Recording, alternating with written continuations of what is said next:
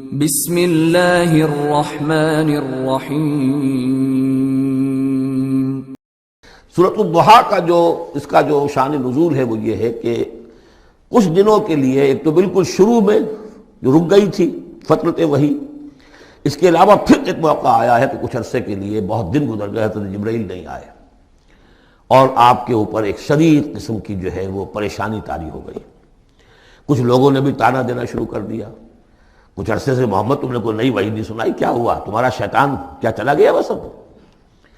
کوئی ایسا بھی بتایا گیا کہ ایک دفعہ کہیں متواتر کئی راتوں تک آپ رات کو اٹھے نہیں،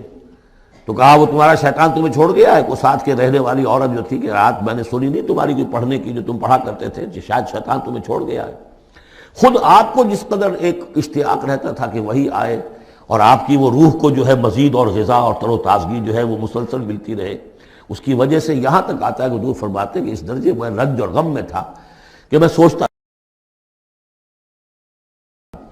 بربنائے طب بشری، اس درجے حضور کے اوپر جو ہے یہ شاخ گزر رہا تھا کہ وہی کیسے بند ہو گئی۔ اور اس میں یہ بھی تھا کہ اللہ ناراض تو نہیں ہو گیا، کیا مجھ سے کوئی خطا تو ایسی نہیں ہو گئی، یہ سبب کیا ہوا ہے؟ یہ ہے وہ کیفیت کہ جس کے اندر یہ آیتیں نازل ہو رہی ہیں۔ اور اب آپ اس کو سمجھ لیجئے کہ اس کا نفسیاتی اور انسان کی باطنی کیفیات کے ساتھ کیا تعلق ہے۔ انسان پر دو طرح کی کیفیات طاری ہوتی رہتی ہیں، جیسے میں نے پہلے ایک دفعہ آپ کو بتایا صدیق اور شہید کے درمیان جو فرق ہے بنیادی، کہ کچھ بنیادی طور پر لوگ ایکسٹروورٹس ہوتے ہیں، کچھ بنیادی طور پر انٹروورٹس ہوتے ہیں۔ ایکسٹروورٹس کھیل کود بھاگ دوڑ، لوگوں سے ملنا جلنا، گفتگو ہے، اسے دھکا دے دیا اس سے مذاق کر لیا، اسی میں وہ خوش رہتے ہیں، بڑے مگن رہتے ہیں، تنہائی انہیں کاٹ کھانے کو دوڑتی ہے۔ اور ایک انٹروورٹس ہوتے ہیں کہ وہ مجلس وغیرہ کو نہیں ہوتا، اپنے تنہائی میں کہیں بیٹھے ہیں، غور و فکر کر رہے ہیں، سوچ بچار کر رہے ہیں، انہیں وہ مجلس سے زیادہ اپنا گوشہ تنہائی جو ہے وہ زیادہ عزیز ہوتا ہے۔ تو یہ دو مزاج اللہ نے بنائے ہیں۔ اسی طرح ہر انسان کے اوپر آلٹرنیٹلی کچھ کیفیات آتی ہیں جس کو ہم کہتے ہیں میرا موڈ آف ہے، ایک طرح کا قبض سا ہو جاتا ہے، طبیعت میں بندش سی ہوتی ہے، کسی وقت اسی شخص کے اندر پھر انشراح سا ہو جاتا ہے، پھر ہنسنے بولنے کو جی چاہتا ہے، گفتگو کرنے کو جی چاہتا ہے۔ تو یہ کیفیت جب انسان کی روحانی زندگی سے متعلق ہو جائے تو اس کو پھر صوفیہ نے نام دیا قبض اور بسط۔ کبھی طبیعت میں انشراح ہے، انبساط ہے، طبیعت جو ہے وہ آمادہ ہے، ہر چیز میں روشنی کا پہلو آدمی دیکھ رہا ہے، ہر چیز کے اندر آپ کو معلوم ہے ایک تاریک رخ بھی ہوتا ہے کسی معاملے کا اور روشن رخ بھی ہوتا ہے، اس وقت انسان روشن رخ کو دیکھتا ہے۔ اور ایک وقت میں آتا ہے کہ طبیعت میں بندش سی لگ گئی ہے، جیسے اندر کوئی پکڑ لیا کسی نے، اب طبیعت جو ہے وہ بھی اپنے اندر وہ انقباض محسوس کر رہی ہے، اور پھر آدمی پیسیمسٹک ہو جاتا ہے،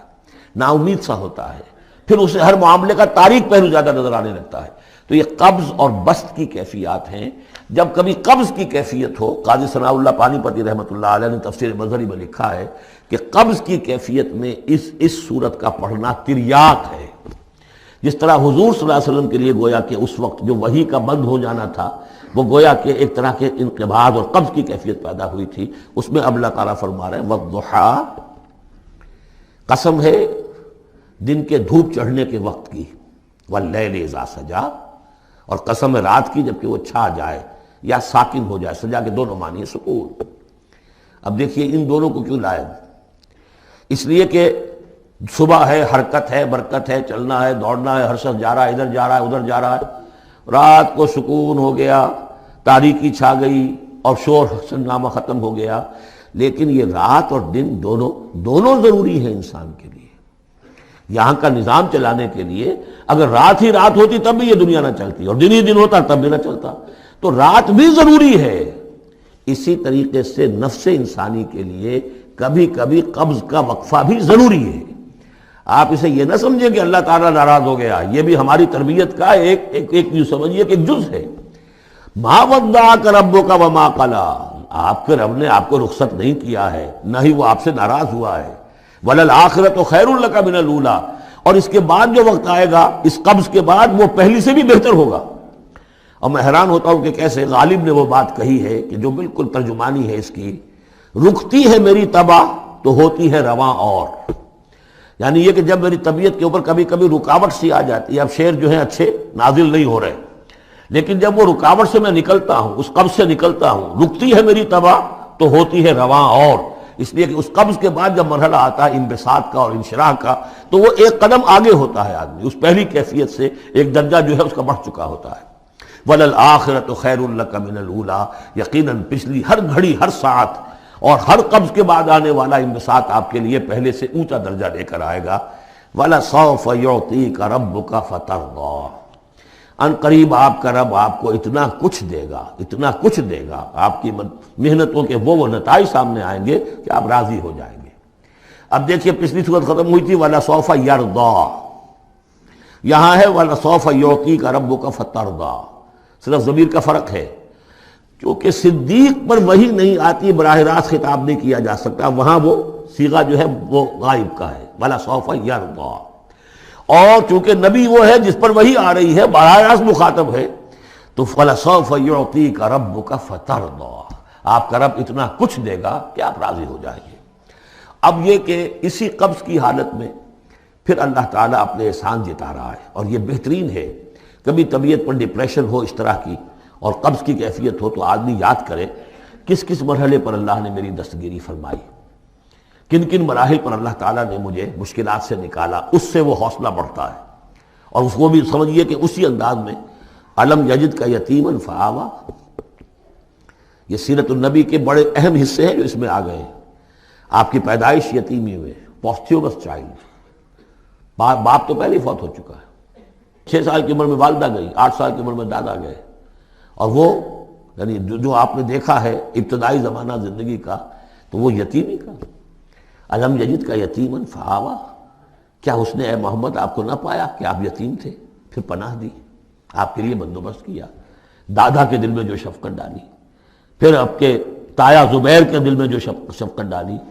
عبد المطلب کے بعد فوراً ابو طالب کا نام آتا ہے، حالانکہ یہ غلط ہے تاریخی اعتبار سے۔ عبد المطلب کے بعد کافی عرصے تک زبیر جو آپ کے تایا تھے وہ سرپرست تھے، پھر ان کے انتقال کے بعد ابو طالب کا معاملہ آیا، لیکن ان کو بیچ میں سے غائب کر دیا گیا ہے۔ بہرحال اللہ تعالیٰ جو بھی کسی کے دل میں ڈالتا ہے، آخر ابو طالب کے دل میں محبت ڈالی تو کس نے ڈالی؟ وہ ہم پڑھ چکے ہیں سورہ طٰہٰ میں، وَأَلْقَيْتُ عَلَيْكَ مَحَبَّةً مِّنِّي،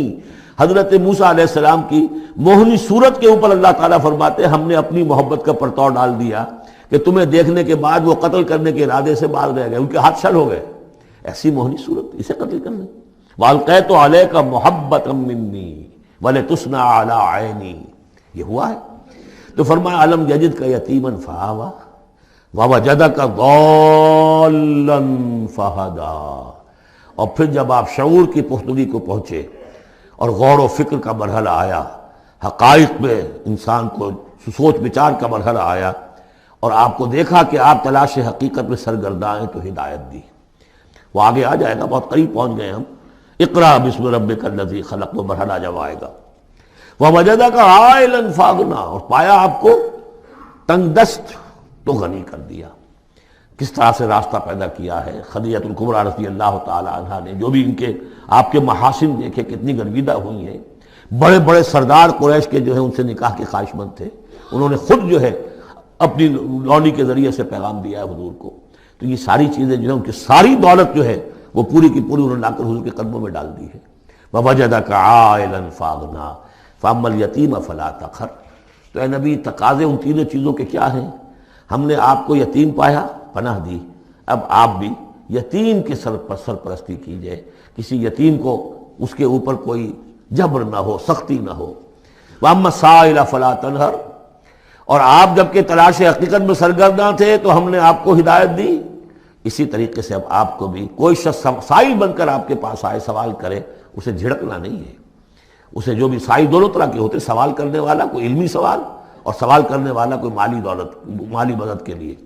وَأَمَّا بِنِعْمَةِ رَبِّكَ فَحَدِّثْ، اور جو ہدایت تمہیں دی ہے ہم نے اب اسے عام کرو، یہ نعمت ہے، آپ کے رب کا انعام ہے، یہ ہدایت جو آپ کو عطا ہوئی ہے اس کو بیان کرو۔ اس کے بیان کرنے میں یہ بھی ہے کہ اللہ کے انعامات کا چرچا انسان کرے اس کا شکر ادا کرنے کے لیے، اور یہ بھی ہے کہ اس کو پھیلائے اور عام کرے، دوسروں تک پہنچائے، ورنہ وہ بخل ہو جائے گا کہ وہ دولت جو ہے ہدایت کی اس کو آدمی صرف اپنی ذات تک محدود رکھے اور اس کا جو خیر ہے وہ دوسروں تک نہ پہنچائے۔